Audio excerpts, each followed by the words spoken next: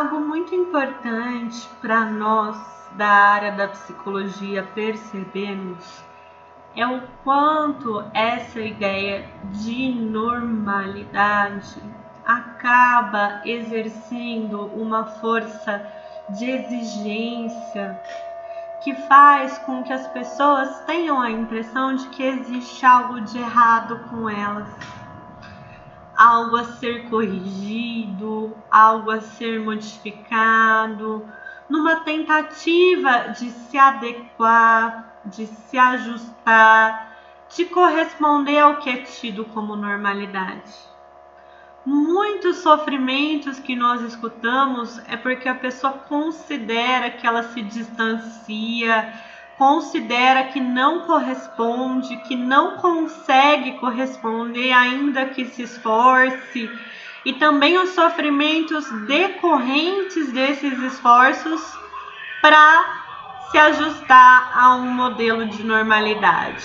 Então, quando a gente fala sobre a normalidade, é muito importante que a gente perceba esse peso que pode exercer nas experiências das pessoas. O Jonathan Katz, ele mostra como, apesar do normal ter todo esse peso de modelo de referência, ou talvez até mesmo por isso, a gente não costuma nomear o que seria esse normal. Ele vem com esse peso de expectativa, mas o que geralmente gera em nós uma nomeação e as pessoas perguntam e elas tentam entender é o que é considerado diferente ou o que é considerado desviante. As pessoas querem entender o que desvia do que é percebido como normal. Já o que é percebido como normal não recebe atenção, não é nomeado. O Jonathan Katz diz assim: a não ser que pressionados por vozes fortes e insistentes, não damos nome à norma, ao normal e ao processo social de normalização. Muito menos os consideramos desconcertantes, objetos de estudo. Geralmente o que é estudado, o que é investigado é o que é considerado diferente ou o que é considerado desviante. A Ana Cláudia Bortolozzi, neste livro sobre diversidade sexual na educação, ela se pergunta: o que é normal em sexualidade humana? Embora pareça fácil categorizar e diferenciar comportamentos normais dos comportamentos considerados não normais em relação às manifestações sexuais, a definição para esta questão, sem dúvida, é intrinsecamente ambígua e complexa. A gente tem dificuldade de descrever, de nomear, de definir o que seria o tal normal. Mas como as diferenças são aprendidas, como o que é compreendido como desviante, infelizmente esse é um aprendizado muito intenso e muito presente ao longo da nossa socialização, ao longo da nossa educação. Nós podemos dar como exemplo experiências num pátio da escola, em que é muito difícil, né, quando crianças estão juntas, quando adolescentes estão juntos, que não emerjam algumas provocações, algumas ofensas, alguns xingamentos. E se a gente presta atenção nas palavras que as crianças aprendem para provocar, para ofender, para insultar, para xingar, elas geralmente envolvem a sexualidade, envolvem o gênero, envolvem um aprendizado sobre diferenças que tem a ver com inferiorizações, que tem a ver com eu diminuir alguém, discriminar alguém por uma determinada diferença. Então aqui vou trazer algumas dessas palavras: mulherzinha, Maria macho, bicha, sapatão, viadinho, vadia, puta, filho da puta, Bambi, vaca, galinha, rodada, chupa-rola, baleia, preto, macaca, baianinho, pé rapado, favelada, crente, macumbeira, aleijado, retardada. O que é que a gente percebe aqui? Que as diferenças relacionadas ao gênero, as diferenças relacionadas à sexualidade, as diferenças relacionadas à classe social, as diferenças relacionadas à região, as diferenças relacionadas à religiosidade e as diferenças relacionadas a alguém ter uma deficiência, elas são tratadas como um motivo de discriminação, de inferiorização, de depreciação, são tratadas como desvio. E assim é construído um modelo de normalidade que não é nomeado, mas as pessoas temem ser discriminadas, temem ser inferiorizadas, e isso vai gerando aprendizados nas pessoas sobre as diferenças que são carregados de sofrimento.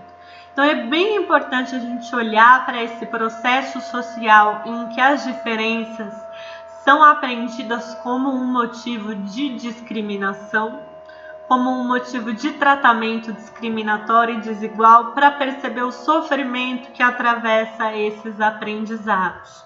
Vimos como alguns dos nomes, alguns dos xingamentos, ofensas e insultos estão relacionados à sexualidade. Vou ler um trechinho do Richard Miskolci que fala sobre isso. A sexualidade envolve desejo, afeto, autocompreensão e até a imagem que os outros têm de nós. A sexualidade tende a ser vista por cada um de nós como a nossa própria intimidade, a parte mais reservada, às vezes até secreta, de nosso eu. Assim, não surpreende que a sociedade tenha encontrado nela um meio de normalizar as pessoas. Olha a força do normal aí, né? Algo íntimo, algo pessoal, vem esse processo de normalização. Foi a partir de uma maneira de tornar essa sensação mais íntima, mais preciosa e pessoal, em algo que é motivo de chacota, xingamento e humilhação. Como essa ideia de que haveria um modelo de normalidade, que haveria um padrão do que é normal e que pessoas que não correspondem deveriam se esforçar ou para corresponder a esse modelo de normalidade ou para disfarçar, para esconder em si o que não corresponde a esse modelo, o quanto isso traz sofrimento. Nesse estudo feito pelo Anderson Ferrari sobre narrativas de adolescentes sobre violência na escola, a gente percebe como a compreensão de si e a compreensão do outro, a compreensão de quem eu sou, a compreensão de quem é a outra pessoa, a compreensão das relações vem atravessada, carregada dessas discriminações, de um teor de violência, em nome desse modelo do que é normal, o que é aceito, o que é valorizado socialmente. Né? O Anderson Ferrari perguntou assim para os adolescentes: o que você entende por humilhar? Fale um pouco sobre isso. E os adolescentes responderam: é zoar alguém perto dos amigos. É quando uma pessoa quer aparecer para os outros e fica fazendo coisas chatas com outras pessoas mais simples. É forçar alguém a fazer algo que não queria na frente dos outros. Passar vergonha na frente de outras pessoas. Chamar por apelido maldoso na frente dos outros. Fazer algo com uma pessoa em público, algo que ela não goste. Mostrar aos outros que ele não é nada. Se a gente presta atenção nessas frases, o Anderson Ferrari analisa e agrupa essas frases mostrando que tem um elemento em comum. Tem a pessoa que humilha, tem a pessoa que é humilhada. Essa relação tão lamentável de humilhação. Mas sempre nas frases são mencionadas as outras pessoas que presenciam, as outras pessoas que escutam, as outras pessoas que assistem. Como nessa experiência de humilhação está uma questão social de como todos os envolvidos, quem pratica a violência, quem sofre a violência, mas também quem presencia e não faz nada, são aprendizados sociais do que é que vai ter tido como fonte de discriminação. Então, é zoar alguém perto dos amigos, alguém que quer aparecer para os outros, fazer algo na frente dos outros, na frente de outras pessoas, na frente dos outros. Então, é um processo que envolve quem humilha, quem sofre a humilhação e também quem presencia. O que você sente ao realizar uma agressão? Quando é com você é chato, mas com outra pessoa é legal. Me senti um pouco mal, mas eu gostei. Na hora eu me senti bem, mas depois me senti mal. Mal e bem. Mal é que eu fiquei com pena dele, e bem foi que eu bati. Alívio. Então percebam o quanto essa experiência de humilhar, de agredir, de discriminar nos adolescentes, eles vão mostrando que existe um certo prazer ali, um aprendizado de ser quem humilha como algo prazeroso, de ser quem agride como algo prazeroso. E o Anderson Ferrari, ele discute sobre esses aspectos da seguinte forma: o que nos chama a atenção nessa pesquisa é como a afirmação de uma identidade e a negação das diferenças está sendo organizada por meio da violência, da agressão. Esses aspectos vão fornecendo as identidades de bom, de zoador, aquele que manda bem, ou seja, de alguém que detém uma superioridade, mas que só pode ser lida e entendida a partir do estabelecimento da diferença, daquele que é alvo do ataque, que recebe a identidade de coitadinho, o fraco, o inferior. Então a gente precisa olhar como, para compreender o processo de construção das subjetividades, essas experiências de discriminação, esse aprendizado de padrões discriminatórios é algo muito presente, é algo muito forte. Como essa noção de normalidade ela pesa numa ideia do desvio, da humilhação, do xingamento, da ofensa, do insulto, como muitos dos nossos aprendizados sobre sexualidade e gênero são atravessados também por esse olhar da diferença como algo negativo, pejorativo, depreciativo, algo a ser discriminado. Falar sobre sexualidade e gênero é também falar sobre experiências de discriminação, como que foram os preconceitos sofridos, as ofensas sofridas, os insultos, como que a pessoa vai construindo, inclusive, uma compreensão de si, como se algo nela fosse errado, fosse desviante, tivesse que ser corrigido, tivesse que ser mudado. E aí existe um conceito que ajuda bastante a gente a pensar, que é o conceito de estigma. Que a pessoa, tendo uma característica que é lida socialmente como desviante, que é lida socialmente como desvantajosa, ela olha para si mesma como se essa característica em si mesma fosse algo a ser apagado, fosse algo a ser corrigido, modificado. E aí a gente percebe que tem uma incorporação da própria pessoa dos padrões sociais que a fazem se sentir desviante, que a fazem se sentir inferior. Existe uma internalização dos padrões discriminatórios, uma internalização dos padrões estigmatizantes. É muito importante que a gente olhe para os preconceitos, para as discriminações, para as violências que circulam culturalmente e como eles são incorporados na forma como uma pessoa enxerga a si mesma, na forma como uma pessoa se relaciona consigo mesma. Como olhar para essa relação, existe uma série de sofrimentos por como são internalizados esses padrões sociais de normalidade, Esse temor do olhar, esse temor das expectativas sociais e da discriminação, da inferiorização, da estigmatização. Então vamos pensar sobre esse termo que ajuda a gente a pensar, que é o estigma. O estigma está relacionado a classificações sociais, que determinadas diferenças, elas não são vistas como diferenças, mas como desvantagens, como desvios. e são consideradas inferiorizantes. O termo estigma, ele remete a marcas. É um termo que era usado na Grécia Antiga para marcas que eram feitas nas pessoas. E hoje a gente pensa esse sentido de marcas num sentido social, num sentido de uma diferença ser percebida como desviante, uma diferença ser percebida como desvantajosa. Que marcas são consideradas como indesejáveis? Existem marcas que são visíveis, aquelas que não são visíveis e as pessoas tentam esconder, tentam esforçar para que não sejam percebidas, e isso pode trazer também todo um processo de sofrimento, tentar esconder coisas sobre mim para que as pessoas não percebam, então não me discriminem. Então vamos ler um trechinho sobre o estigma. O próprio indivíduo estigmatizado, por ter sido criado em determinada sociedade, incorpora a ideia da sua inadequação como sujeito.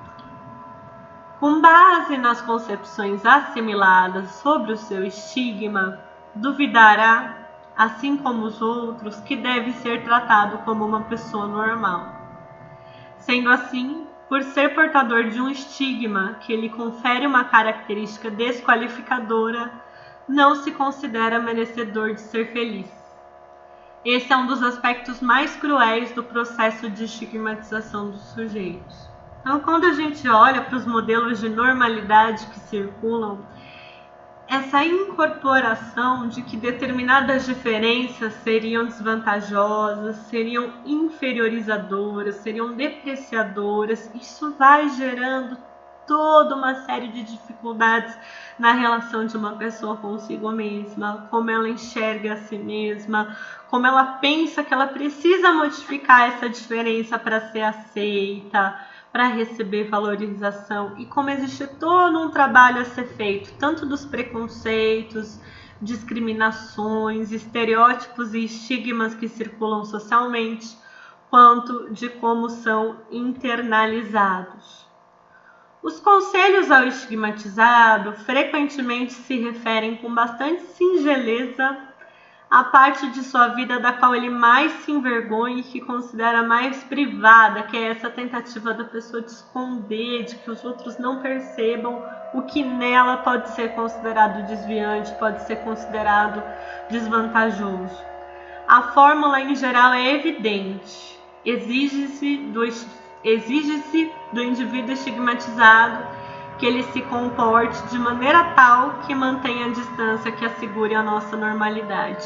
Em nome da normalidade, muitos sofrimentos acontecem. Em nome da normalidade, muitas pessoas enfrentam muitas dificuldades para perceber as diferenças em si como características e não como desvios ou desvantagens.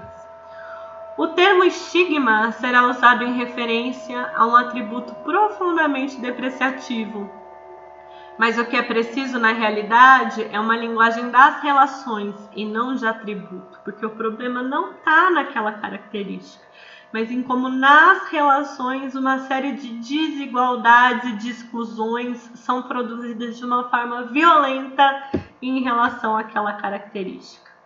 A pessoa estigmatizada e a pessoa normal não são pessoas, e sim perspectivas que são geradas em situações sociais durante os contatos mistos, em virtude de normas não cumpridas que provavelmente atuam sobre o encontro. Quando a gente pensa então nesses modelos sociais de normalidade, a gente percebe como são construídos lugares das pessoas se esforçarem para corresponder a um determinado padrão, com medo de que características nelas sejam lidas como desvantajosas, depreciativas, desviantes, estigmatizadas. A pessoa acaba incorporando essa lógica que a coloca como desviante, essa lógica que coloca aquela diferença como desqualificadora. E isso é um processo bastante cruel, quando a própria pessoa na relação consigo mesma enxerga como se houvesse algo de errado com ela. E nisso a nossa escuta como profissionais da psicologia é muito importante, muito necessária, como eu abordarei no próximo vídeo.